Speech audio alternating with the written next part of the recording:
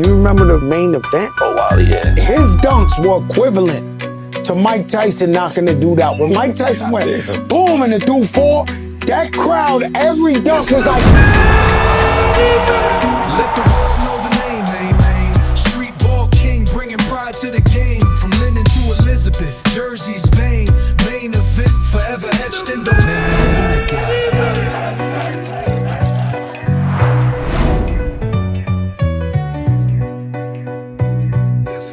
Yo, what up, what up? The Certified Legend Main Event, and we have Main Event in France today. I'm on the couch with Miss Ivy Harrington, Miss 2025, Miss New Jersey. How you doing? A pleasure to be here. I'm so good. Thank you for having me. I'm so excited. Since the last time, I first met you, was it the training camp? Yes, Giants training camp earlier this summer, like back in July. Yes, and look where we at today. I know. I say this God's work, right? I'm telling you, it's his plan. So where you from? I'm from Neptune, so I'm from down the shore. Jersey. Y'all know how I feel about Jersey. Born and raised. I love where I'm from. It really is just a culmination of everything who I am today. When I started competing in pageantry, you get to pick a city or a region, even a street name where you're from.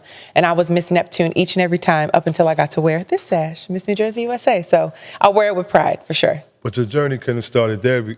What's a young Miss Ivy? Growing up, what was your dreams? What did you want to do? I'm laughing to myself right now because I've always had a variety of interests. I remember when the teacher would always ask, well, what do you want to be when you grow up? In kindergarten, it was a chef. And then in first grade, it was a WNBA player.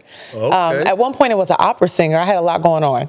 So, but something that my dad taught me, he was like, figure out what your gifts are and then try to match them with your interests. And that's how I decided that I wanted to study broadcast journalism in college. And my athletic background started when I was 9. So I played bitty basketball in Neptune Township, played all the way up until I graduated from Morgan State University. But my time as a Scarlet Flyer at Neptune High School really did shape my character, my work ethic. It's the reason that I've had the successes and opportunities that I have today. And I don't know where I would be without ball, really. That's good to hear. Yeah. I'm excited, man, that you said. Y'all see what basketball could do. It can take you everywhere. What's the trying times of it, or the obstacles, and what was going on at those times? Because a lot of people see us in a light where they see the finished product, and they don't get a chance to not only know about our journey, but be a part of our journey. Yeah. What was that journey like for you? So I've always been strategic and really intentional about the goals that I set. So when I was in middle school, I wanted to make the 8th grade team as a 6th and 7th grader. And I remember the summer before freshman year, my dad and I had a conversation and we were like, you're making that varsity team. So I was in every camp. I was in the backyard. I was doing everything that I had to do to make sure that I was up to par with the other girls who were on the team. And that fall, I was the only freshman who made the varsity basketball team. And then we went on to win a state championship. So that was an incredible character development lesson for me because I had to understand the importance of your work ethic, sacrificing things in order to, separate yourself from the pack and be a part of something great. But as my athletic journey went on, I also played field hockey, I cheered, and I ran track as well. So I had to make tough decisions as far as what I knew I wanted to hone in on. And for me, it was basketball because it's not that it was the easiest, but it came the most natural. So I said, put all of your eggs in that basket and see how far it'll get you. My objective was always, I'm playing ball in college. That's a no-brainer for me. I'm getting a scholarship. If I can alleviate the financial burden for my parents and myself in the long term, that's what I want to do. And it got down to my senior year in high school, and I got a little nervous because I wasn't a player who was highly recruited. We had some really big dominance in our earlier classes who graduated before me. So I think the team was under the radar, therefore recruiting and scouting, people weren't coming to the gym. So it came down to that winter season. I graduated in 2013. So we're getting in the States and all that kind of stuff. And I'm like, no one's calling, no one's recruiting me. And my coach sent out film to a few schools, but Morgan State was the one who came, sat in my gym. And a few weeks later, before I knew it, I was on an unofficial visit. And then I went to the campus and I looked around and I was like, this is where I'm supposed to be. And then I signed that letter later that June. Now, did you know signing that letter and choosing that school that you're embarking on a history? How important was it for African-American women? And being able to share that story now, how important it is for us to attend those universities? Definitely. So my father actually graduated from Delaware State. So it's in the family. My mother graduated from an SEC school. So you kind of got like both ends of the spectrum. But for me, my first semester and then later my first year at Morgan, I didn't understand the importance of the history and the legacy of just being an HBCU student and later to be a graduate. There is a certain grit, as our professors used to like to say. We come out into the world with a chip on our shoulder because I think HBCUs, at least at the time I was on campus, they're not necessarily people's first choice. And I even remember my guidance counselor, she said to me, she said, you know, you're from a predominantly black town. You know, HBCUs, that's really all you're going to be around the next 4 years. And her exact words were, there's more to life than an HBCU. And at the time, I didn't think that that was something that she was trying to misinform me about, because you want to approach the world with a really broad scope and you want to be able to pivot into different facets of life. But I'm telling you, when I was sitting in the gymnasium for graduation, I said, she was wrong. There's more life at HBCUs. Like, it literally shaped every fiber of me.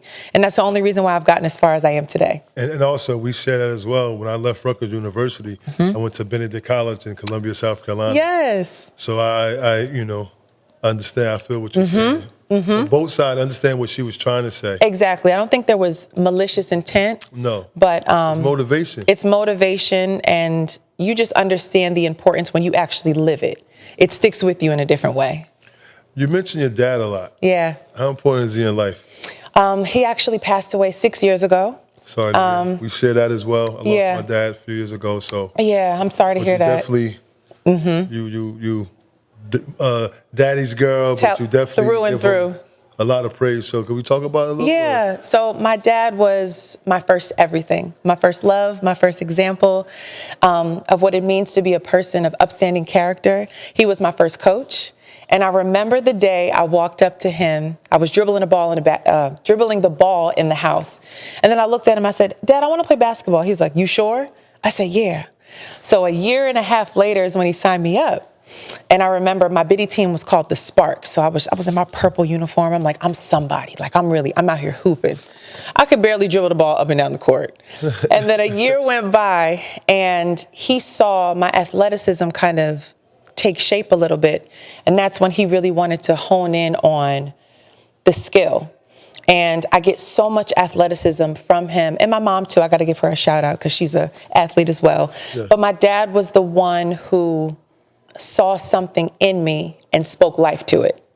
And it was such an important confidence boost for me, because when somebody sees something special in you, you start to believe that you are special and you can contribute to things as well.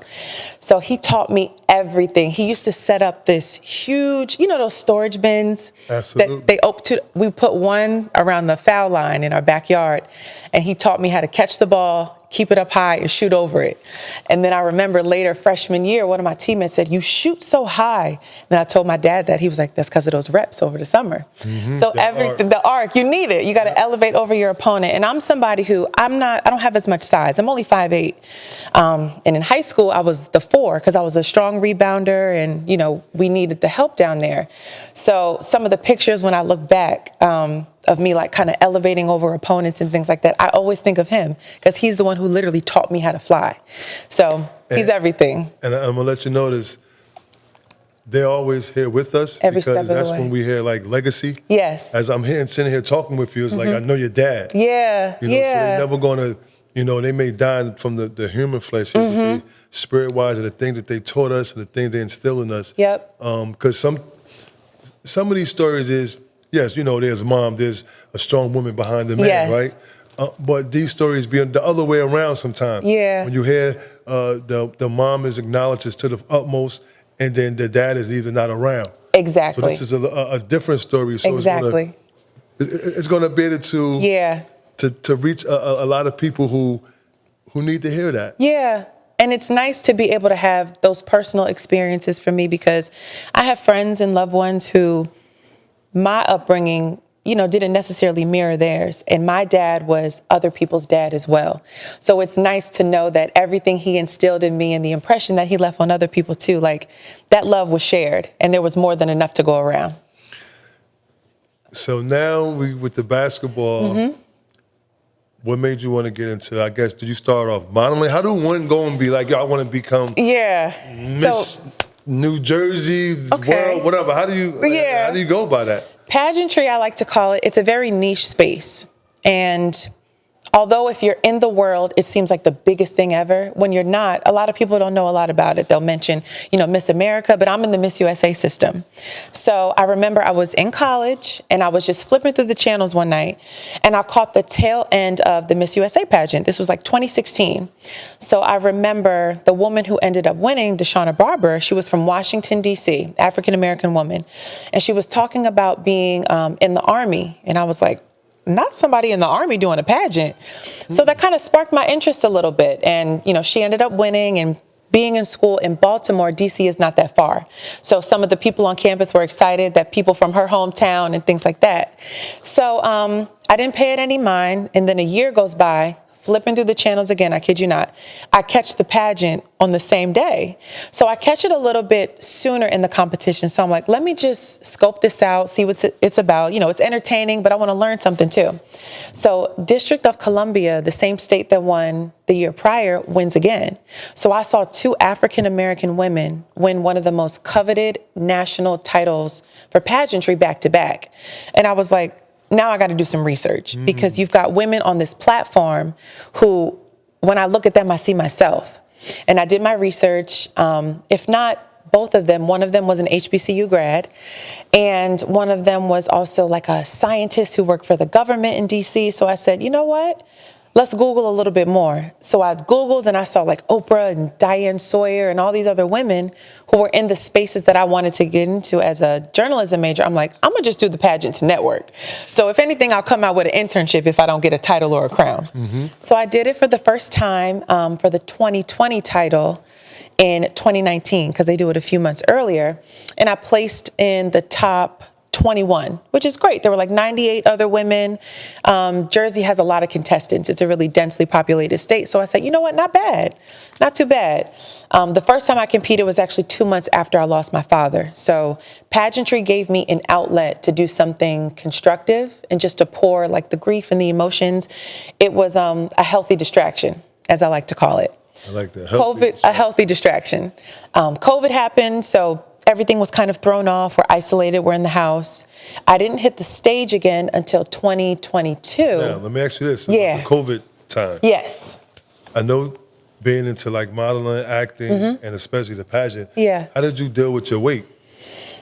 So the next pageant do you have to be a certain weight? You now? don't. I know it used to be like that. You right? don't. So here's how I look at it. When it comes to your presentation in pageantry, the main thing to focus on is presenting your authentic, healthy, strongest self. Now, your healthiest self can be a variety of things, but for me as a former athlete, I wanted to bring the strength to the stage. But there's no prerequisite for like your weight. And what I love about the Miss USA system specifically, you don't have to be a certain size. You can be married, you can have children. So there's really infinite opportunities for women of all walks of life, all demographics, no matter how you look, to just go after their dream. So that's what I love about it the most. I'm pretty sure I'm not the only one who thought that, but this is what this couch is about. Definitely. So it really is just like an open forum for women of all different walks of life, shapes, sizes, colors, creeds, to just, get out there and show the world like what you have to offer. But yeah, COVID happened, and I remember, contemplating when I was going to go back. And I said, I'm not my best self. And being an athlete has shaped so much of the way that I perform as a pageant title holder, because I consider pageantry a sport. Like, you have to have the mental durability, you have to have the physical strength, just to, not even just how you present yourself in swimsuit, but to walk in those heels. Like, you really have to have the stature just to be like, I'm out here, I'm strong, and I'm doing everything I can to show you that I'm the person for the job. So I took 2021 off and decided 2022 would be my comeback year. And that year was special for me because I placed top 5 for the first time. There were more girls, and I'm somebody who was under the radar, not popular or well known in the pageant space. So I said, wow, like, I may have a really good chance of winning. Look, can we pause 1 second? Yes. Could you fix her hair? Oh. No. It just is one piece right here. Just on the side? No, you're good.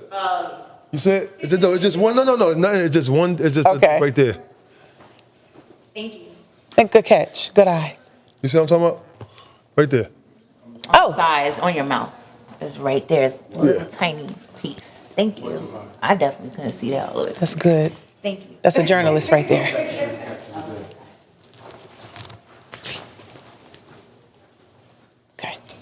Okay. Okay. So yeah, 2022 was my comeback year. I ended up placing in the top 5. And that right there let me know that I had what it took to really bring home the title. So I decided that I was going to come back the following year, but at the time there was an age limit on the pageant. So I was 28, I believe. I had just turned 28 when I competed and made top 5. And I remember reaching out to some of the directors and the chaperones just to get more insight. I said, am I eligible? They said, we are so sorry, but you cannot compete anymore. You're no longer eligible. I literally felt like my whole world was just like turned upside down, because in my mind and in my heart, I was like, oh no, I can win this.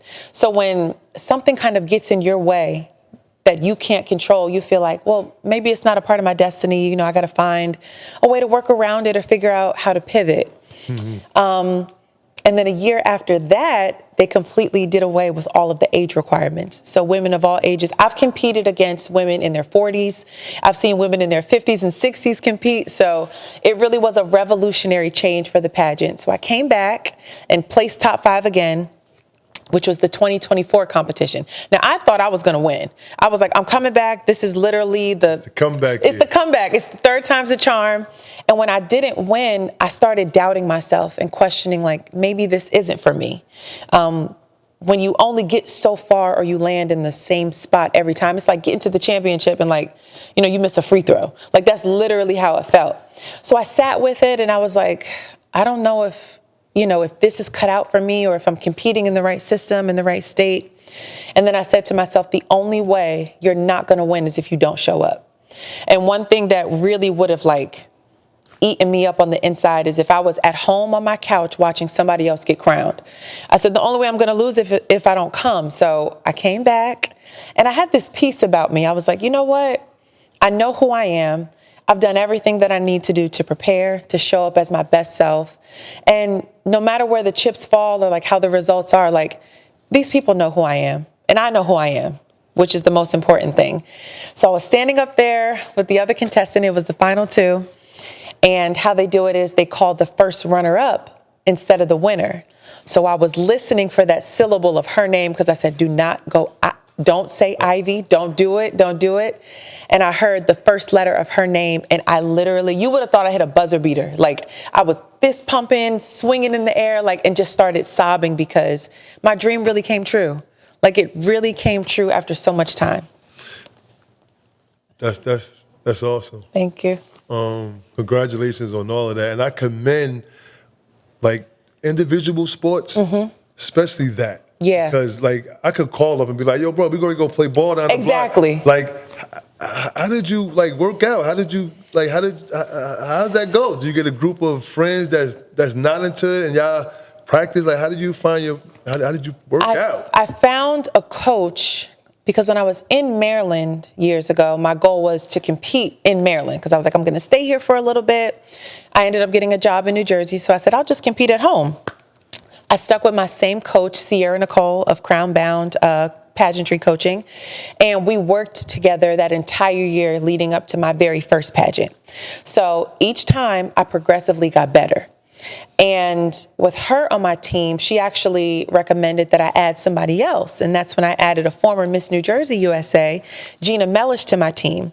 And with those two combined, like, the recipe couldn't have been more perfect. Like, I had Sierra for my walking, for my wardrobe. I had Gina for additional wardrobe and just branding. And what was super special about this time was I had the opportunity to finally start like a mentorship program, which was my platform as Miss New Jersey USA. So it's called MVP, and it stands for Most Valuable Pivot.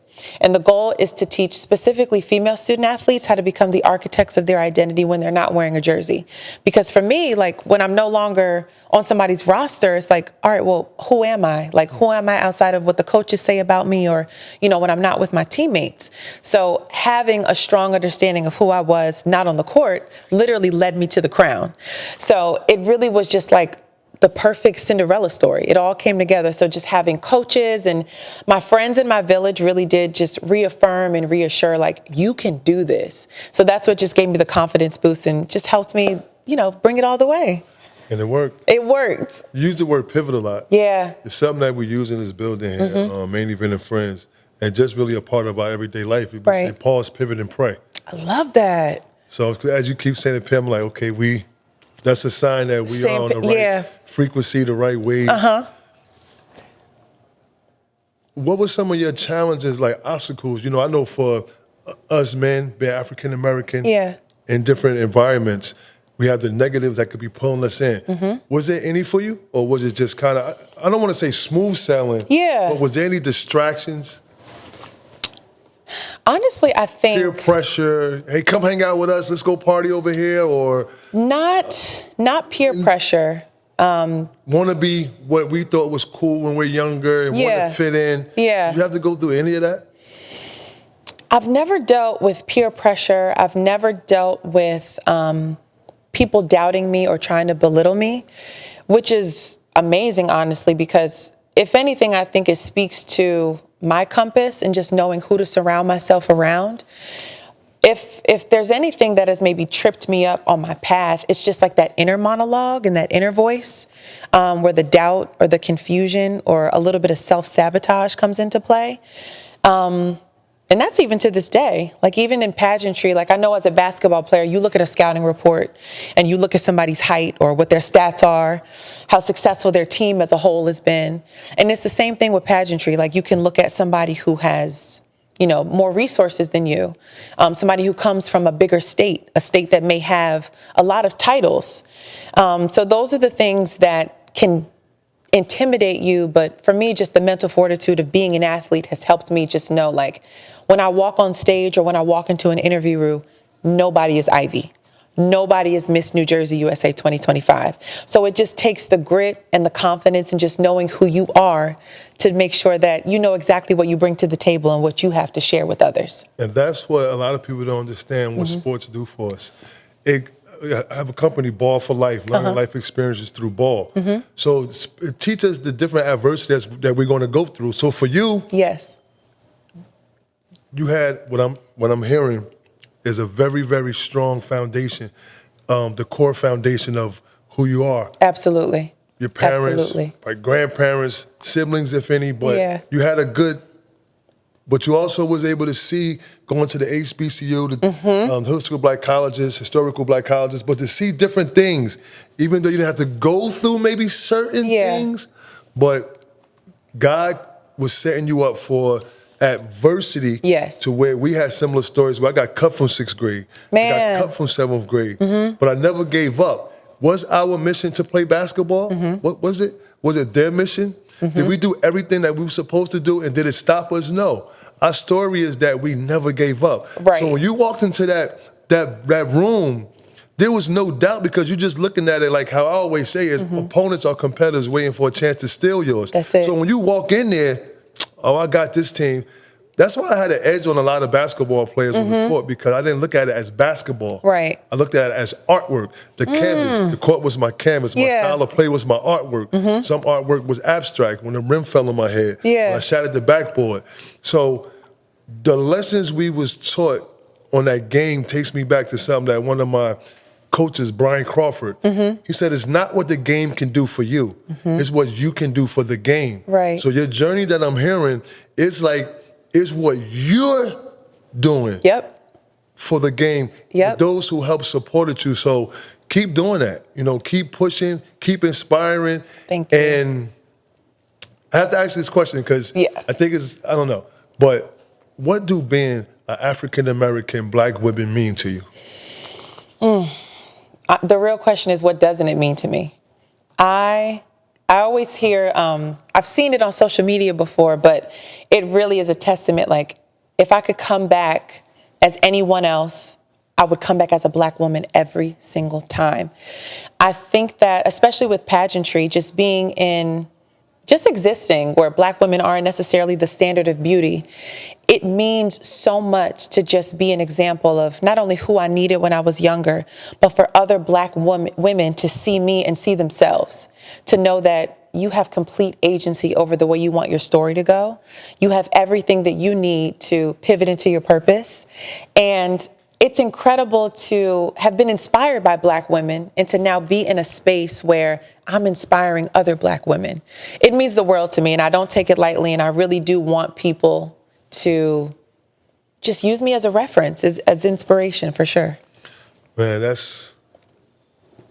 once again, that's what the couch is about. Yeah. And I'm just hearing you speak, and I see that as that the Black boldness, the things that our Black women have been through. Basketball was good. I did this, but you was able to step into those barriers. Like when you went to stepping into those realms to where it's become cultural, become history. And the key thing you said is that inspiring somebody. Yeah. Like you're inspiring someone. Like I said, it would be hard for me to be like, doing a sport or something. I just can't call nobody really to come work out. Before the coaches, before all of that, you had these inspirations, but it all boils back from the foundation. Yeah. And you not taking no for an answer. Ever. And Ever. you understand that it's not just Miss Ivy, Miss New Jersey, right? You're going for every women of color, right? Yep. You're going for the culture. You're going for those who got mistreated, misguided, taken advantage of. Absolutely. So it's bigger than the sport. It's always bigger than ball. I started saying that in high school because my parents really put emphasis on making sure that I had other interests outside of sports, because you just want to be as well-rounded as possible. And I remember in college, there were periods of time where I didn't get as much playing time as I wanted. I went from being a starter as a freshman to coming off the bench as a sophomore and a junior. And that can really take a hit to your confidence, and you start to question your skill level and your game and things like that. But because I had friends outside of my teammates, because I was involved in the student athlete advisory committee and later went on to be, my class's Miss Senior, and just diversified my portfolio on campus, my identity wasn't just measured by being on Morgan State University's roster. Like, I had friends, I had interests, I had different things that made Ivy who Ivy was. So those are the lessons that not only helped me walk across the stage and graduate, but they show up in the work that I do every single day now. So it really all does melt together. I want to let you know, for me, you did something for me, I'll say like a therapy, right? And the therapy is that listening to the relationship that you had with your father. I have a daughter in South Carolina. We didn't have the best relationship for whatever reasons, but you're giving me the insight on what I missed out on. Wow. So wow. Thank you for that. And thank you for sharing that with me too, because we get up here and we just tell our stories, but we don't think about the impact that it can have on the person that we're talking to. And we talked about the word inspiration. So it really does something for me knowing that a piece of my story kind of helped you in this conversation. Because I'm sitting over here almost in tears, because it's I'm thinking back, those are things I could have been doing with my daughter, this, that, and the third. Yeah. We cool now, but it's like those things to where, I may not be the topic of her conversation, but she know I love her through whatever. Absolutely. And sometimes it's not her how it was, but whatever the circumstances is, we acknowledge one another. But those moments and just listening is the moments that I can never get back. Right. But you know what? Teach her how to do anything. Yeah. You know what I mean? It's never too late. Oh no, it's never. It's never too late. And it's not too late. And it's not we're too late. Way better. Good. But the thing just going back and just she could have said, Dad showed me how to put a ball in my hand or fly a frisbee or stuff. So you just released at least almost 20 years of just therapeutic to where I just didn't know how to even get that. Wow. So like I said, just hearing your story and you telling me that it helped me. That's an honor to hear. It really, really is. And shout out to Nakia. I love you. She's an officer. Amazing. We say watch at 6. Columbia, South Carolina. That's incredible. I love you. That's incredible. Even the shout out alone, just know you are a girl dad. Oh yeah. You are a girl dad. Definitely. What you got next? What's coming next? We are prepping for Miss USA. So being an athlete helps me know the way I'm supposed to wake up in the morning and get my workout in, how much I'm supposed to put into my walk and interview prep and just pushing my initiative and my mission out there leading up to it. And I'm really trying to get my feet on the ground and just really do more work with MVP. I've done some workshops with the girls that I coach. I'm a middle school basketball coach and I coach lacrosse too. So kind of kickstarting MVP with them let me know like there's a space for this. Tell them what MVP is again. MVP is Most Valuable Pivot. I am teaching female student athletes to become the architects of their identity when they're not wearing their jerseys. And it just means so much to me because something that I really hold steadfast to is just being who I needed when I was younger. And I've had role models and people who have poured into me, but you can always identify the gaps where you may have needed like a big sister or a big cousin and things like that. I'm an oldest. I have a younger brother. So it's just really important and special to just be that figure. So just really making sure that MVP is just spread not only in New Jersey, but, you know, as far as it can go. And other than that, it's just like doing things like this, having conversations and making sure that the representation is something that's on full display when it comes to wearing this sash and this title. That's a crown. When I played at Rucker Park at 15 years old, coming from New Jersey, and I said, you know, I had to stay on my back, but nah, this is... and it's going to go beyond New Jersey because this is the highlight that the creator gave us. This is the, I'm going to put a special light on that and get the attention because once you got the attention, it's just so inspiring. Right, right. To me, it's a vehicle. Like I always would say, like basketball was a vehicle to get me through college. And now pageantry is a vehicle for me to not just operate in my purpose, but to understand what my calling is. I think a lot of people don't know that the two are interchangeable, but I think your purpose is something that you love, but your calling is something that literally calls you. You're called to do it. So I think my calling is really just mentoring those female student athletes and just really just spreading the word and making sure that they know that they're capable of any and everything. You're doing a great job. Thank you. And I'm ending on this. It's something that you did that was very special. What was it? You had a bunch of rebounds or points. You had, I think it was 20 points, and it was something. What is that? So that was my sophomore season. Like I said, I was coming off the bench at this point, and we were playing Georgia Tech. This was the second game of the season. So we're on the road. We're playing a team that is considered to be like a powerhouse versus like an HBCU. And I came off the bench, and I remember my first shot, I rebounded it, and I just put it back in, and I was like, oh, great, we got two. We got two on the board. So I came back in the second half. I think I had 2 free throws in the first half also. And then I scored 16 straight points. And when I looked at the box score at the end of the game, I went 9 for 9. And with the 2 free throws, that made it 20 points. So I had a perfect game in a matter of, less than the 32 minutes that we were playing. So I was like, oh, I really can hoop. Like, it don't matter if I'm coming off the bench. Like, I'm going to show you who I am when I step on the floor. And that's like the most memorable moment in a jersey, regardless what name was across my chest. Like, having a perfect game let me know, like, you still got it. You are capable. This stuff easy to you. Yeah, so it really... Yeah, so it just made me feel like no matter how big the stage is and no matter how strong the competitor is, like, I'm somebody to not take lightly. And I've taken that game in particular, and I've always kept it really close to me because, how often can you say you had a perfect game? And even when I don't have a perfect game, like in life or just like I never whatever. had a perfect game. And I could think but you've had some. Not a perfect game. I missed. I ain't gonna lie to you. I ain't never had a perfect game. I wish. I know it's crazy to kind of say out loud and like be like, dang, I really had a perfect game. It blows my mind sometimes to this day. It even blows your mind when you look at it beyond sport. Mm-hmm. That moment right there, you took that moment and incorporated it into your everyday life. Every single day, because there are times when, you're perfect in whatever your craft is, or even if you're having a conversation, an interview with somebody. But I'm talking about these are statistics. Like we could go and write down the perfection of it, and then you did it, not even trying to do it because not even trying to do it. Who tried to be perfect. Yeah.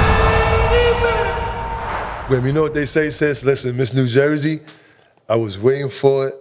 I know I asked you about it earlier, but your crown it's straight. Okay. But sisters, even brothers, we got to do this sometime. Let me fix your crown. Tell me about this. Mm-hmm. When you received and earned this crown, what was that feeling like? So when I watched the footage back of my name being called that I won and of the title holder who was crowning me, that is, I think, the only thing that brings me back to reality. Because when you go about like your day-to-day as a title holder, it's like, oh yeah, like I'm just doing duties or responsibilities. But when I see the crown being put on my head, and there's actually some photos of me, like literally my jaw is on the floor. I'm just like, I cannot believe this is mine. Sometimes like I put it in like my crown box and I'm looking at it on my dresser and I'm like, I really earned that. Like it really is mine. So I don't take it lightly. I hold it in the highest regard. Like, and it's amazing because I get to keep it forever. Like this will always be a reminder of everything that I worked for. And it shines. I thank you for sharing it. Thank you for having me. That's crazy because I was hearing you talk about it and I'm like, wait, man, I hope she brought it. I had to bring it. I hope she brought it with This her. is one of my favorite accessories. So I said, you know what? You got to put it on display whenever you can because it's a culmination of just the hard work, the perseverance, and just betting on myself. It's special. Thank you. Thank you so much. In that sense, you know? Mm-hmm. Mm-hmm. What's your handles on any social media that you have, or any way I can get in touch with you, or anything you want to share? This is your moment to go crazy on number one. You can follow me and find everything that I'm doing as myself, Ivy Harrington, and as Miss New Jersey USA.